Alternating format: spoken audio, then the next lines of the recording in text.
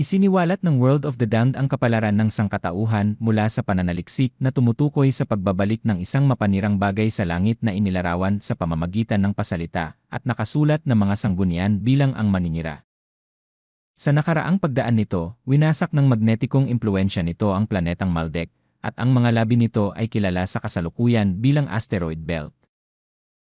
Nawalan ng grabidad ang buwan na nagresulta sa pagkawala ng atmosfera, tubig at regolith na nahila pataas sa kalawakan. Ang daigdig at lahat ng planeta ay nakakulong sa magnetikong yakap nito at naging sanhi ng pagkiling ng lahat ng planeta mula sa kanilang aksis.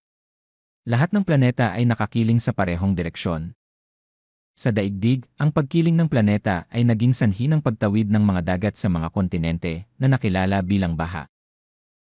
Ang paglapit ng bagay na ito ay pinananatiling lihim sa iba't ibang dahilan, hanggang sa hindi na ito maitago mula sa kaalaman ng mundo, at sa gayon ang sangkatauhan ay walang kamalayan at umiiral sa mundo ng mga isinumpa.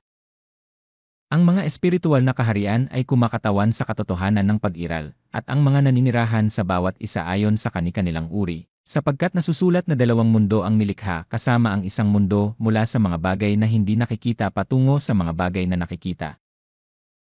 Ang kabilang mundo ay nilikha mula sa mga bagay na hindi nakikita, at naroroon kasabay ng mundo ng mga bagay na nakikita.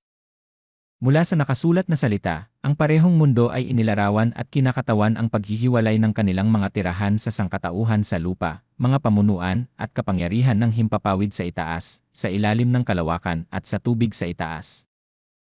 Ang aming eksklusibong aplikasyon ay nagbibigay sa sinumang may smartphone ng kakayahang kunan ng larawan ang mga demonyong nagtatago sa madaling paningin, garantisado, at ang bawat litrato ay kumakatawan sa mga bagay na hindi nakikita.